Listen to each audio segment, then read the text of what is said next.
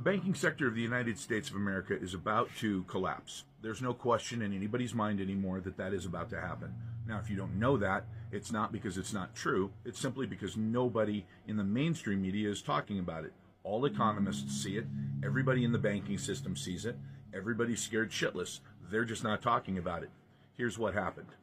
Number one, a building in Midtown Manhattan that sold for $382 million in 2006 was just auctioned a few weeks ago for $8.2 million.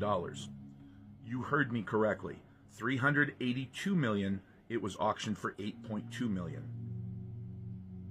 The reason for this is occupancy in major office buildings around the country has dropped tremendously. Everybody's working from home. It's more effective for companies, so why would they have commercial real estate they don't need? So they're not leasing these office buildings anymore. And these office buildings have literally, across the country, $20 trillion in debt. What happened was the cap rate on these buildings, when they were full, was about 4.5%, which is what you would expect. That's what you want as a landlord. It's perfect. Unfortunately, because of COVID, everybody went home. And then corporations realized, well, hell, just because I can't see them doesn't mean that they're not doing the same amount of work. Okay, great. Stay home. I'll just give you a tiny little raise so that you can buy some stuff at your house and do business from home. Perfect. Except that what they did by doing that was lower the cap rate with these huge occupancies to just barely above zero. Those office buildings are financed at the old rates of 2%, and they're not making any money. In some cases, they're losing just a tiny bit at 2%.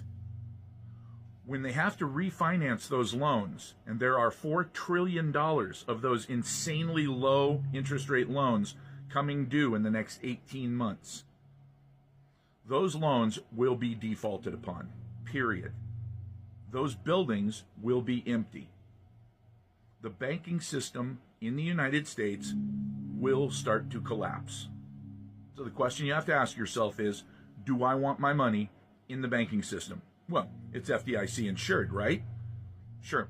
The FDIC talked about in November of 2022, they talked about something that most people never heard about. I actually watched the video where the FDIC director said, look, we don't want to talk about bail-ins because it'll panic the public, it'll cause a run on institutions, but there will be bail-ins.